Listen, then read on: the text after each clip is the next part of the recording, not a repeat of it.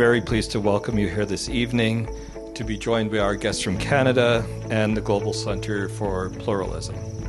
The Centre's core belief, and one that is shared by the Canadian government, is that societies thrive when differences are valued.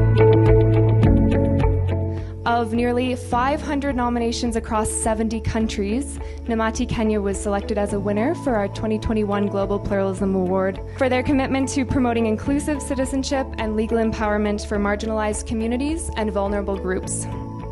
These communities, such as Kenya's Muslim majority ethnic minorities, often face discriminatory vetting processes when trying to access the basic legal identity documents needed for all aspects of life in Kenya.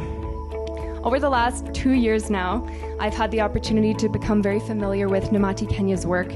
I'm constantly inspired by their dedication and their deep passion to help those on the margins of society be agents of change in their own life. Namati Kenya's work offers a really hopeful example of creative and positive solutions that expand the space for inclusion of Kenya's signature diversity. One person is being discriminated.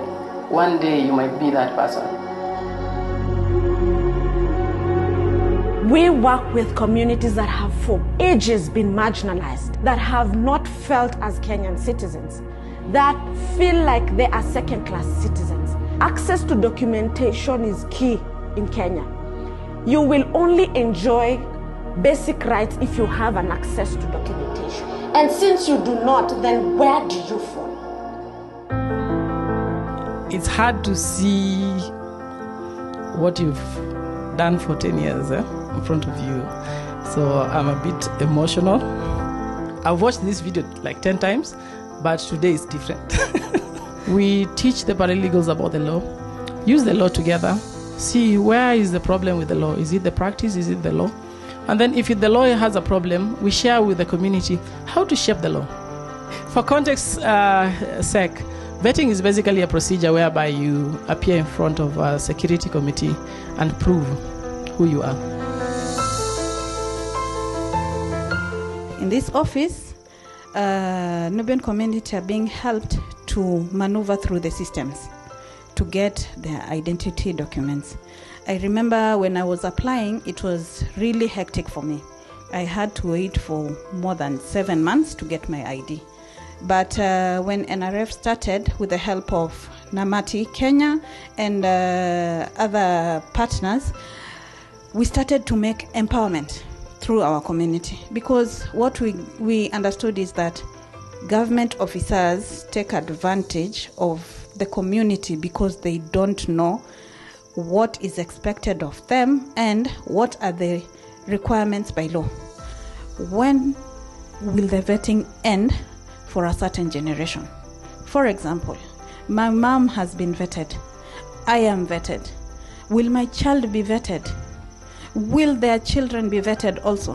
What is the end game for vetting?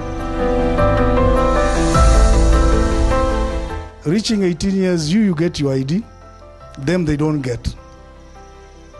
Several years later, they get married, give birth to kids. You, of course, you have your kids. Your kids get documentation, their kids lack documentation. By discriminating and vetting the Nubian community, you're exposing them to the risk. The key word is the risk of statelessness.